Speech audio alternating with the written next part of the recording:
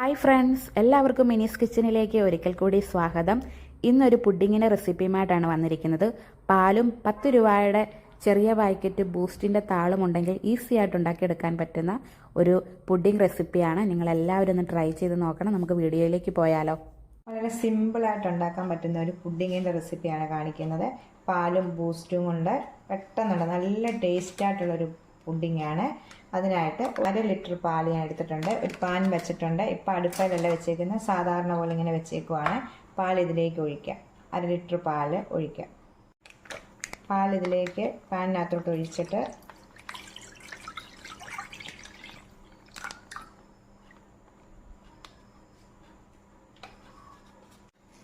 പാലിലേക്ക് 10 രൂപയുടെ 2 ബൂസ്റ്റിൻ്റെ താള്, ഇതുപോലത്തെ താള് മേടിക്കാൻ കിട്ടുന്ന 10 രൂപയുടെ 2 താള് വേണം ഇതിലേക്ക് ഇടണം. പൊട്ടിച്ച് ഈ പാലിലേക്ക്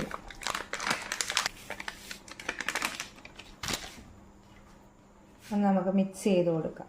ഇത് അടുപ്പേ വെച്ചിട്ട് ഒഴിക്കുമ്പോൾ കട്ട പിടിക്കും. അതിനാണ് ഇതെല്ലാം മിക്സ് ചെയ്ത ശേഷം അടുപ്പയിലോട്ട് വെച്ചാൽ. ഇതിലേക്ക് 1/2 കപ്പ് പഞ്ചസാര, 1/4 കപ്പ് മിൽക്ക് മേഡ് ഇത്ര ഇതിലേക്ക് ഇടും. നല്ലോണം ഒന്ന് മിക്സ് ചെയ്യാം. 1/2 കപ്പ് പഞ്ചസാര, 1/4 കപ്പ് മിൽക്ക് മേഡ് വെച്ചു. ഇനി 1 ടേബിൾ സ്പൂൺ ബട്ടർ, ഉപ്പില്ലാത്ത ബട്ടർ. ഇനി നമുക്ക് ഗ്യാസ് കത്തിച്ച് ഒന്ന് അടുപ്പിലോട്ട് വെക്കാം.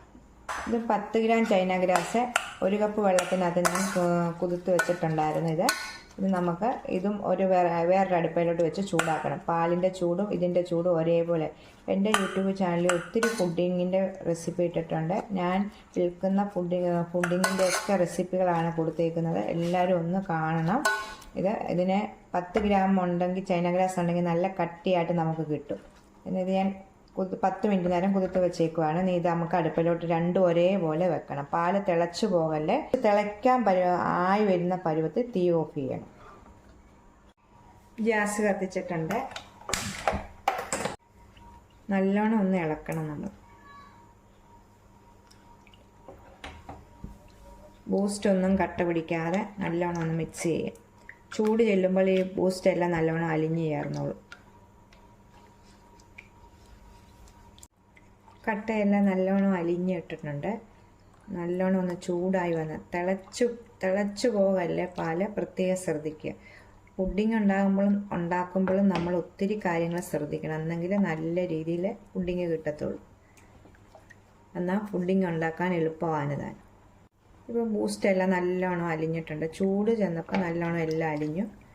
ഇപ്പുറത്തെ അടുപ്പ് ഞാൻ ചൈന ഗ്രാസ് ഉരുക്കാൻ വെച്ചിട്ടുണ്ട്. ഇപ്പോൾ ഉരുകി വന്നിട്ടുണ്ട്.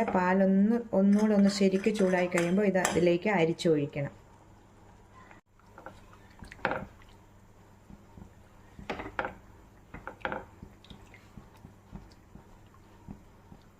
നല്ലോണം പാല് തിളയ്ക്കാറായി വരുമ്പോൾ ഇതിപ്പോൾ തിളയ്ക്കാറായി വന്നിട്ടുണ്ട്. നമുക്കിനി ചൈന ഗ്രാസ് ഇതിലേക്ക് ഒഴിക്കാം. രണ്ടിൻ്റെയും ചൂട് ഒരേപോലെ ആയിരിക്കണം. അത് പ്രത്യേകം ശ്രദ്ധിക്കുക.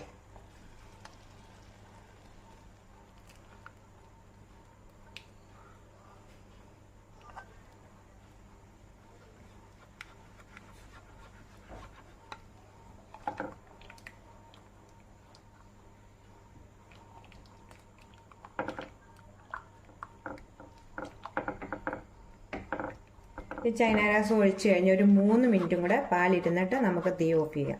അങ്ങനെ പുഡിങ് ഉടനെ തന്നെ റെഡിയാവും.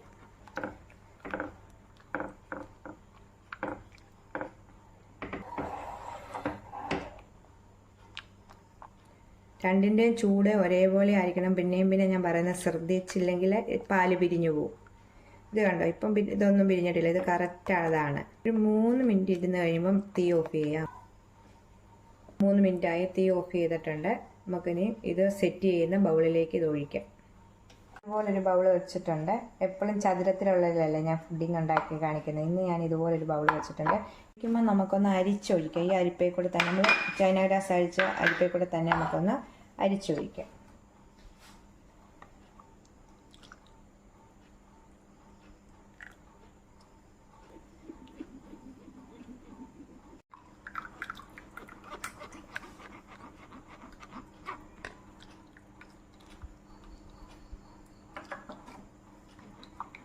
ഇതുപോലെ 2 ബൗളിൽ കൊള്ളാവുന്നേ ഉള്ളായിരുന്നു.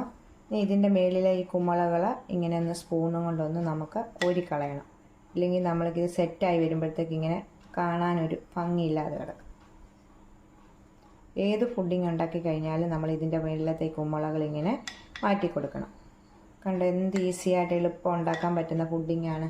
നമുക്ക് ക്രിസ്മസിന് ഫുഡൊക്കെ ഉണ്ടാക്കി ബിരിയാണിയോ ചോറൊക്കെ ഉണ്ടാക്കി കഴിയുമ്പോൾ ഒരു പുഡിങ് കഴിക്കണമെന്ന് ആഗ്രഹമുള്ളവർക്ക് ഇങ്ങനെ ഉണ്ടാക്കാൻ മേലെ വീട്ടിൽ.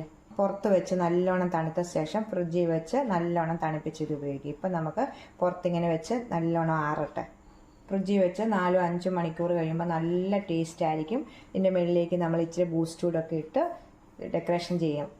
പുഡിങ് 4-5 മണിക്കൂർ ഫ്രിഡ്ജിൽ വെച്ച ശേഷം ഞാൻ എടുത്തിട്ട് ഇച്ചിരി ബൂസ്റ്റിൻ്റെ മുകളിൽ ഇട്ടായിരുന്നു. നമ്മൾ അരിപ്പ വെച്ച് അരിച്ചിങ്ങനെ ഇട്ടിട്ടാൽ മതി. 2 പാത്രത്തിലായിട്ട് ഇട്ടായിരുന്നു. അപ്പോൾ നല്ല ഇതായിട്ടത് ഇനി ഞാൻ കാണിക്കാം നിങ്ങളെ. എൻ്റെ ഇത് കണ്ടോ, നല്ല കട്ടിയായിട്ടിരിപ്പുണ്ട്. നല്ല ടേസ്റ്റാണ്, സൂപ്പർ ടേസ്റ്റാണ്.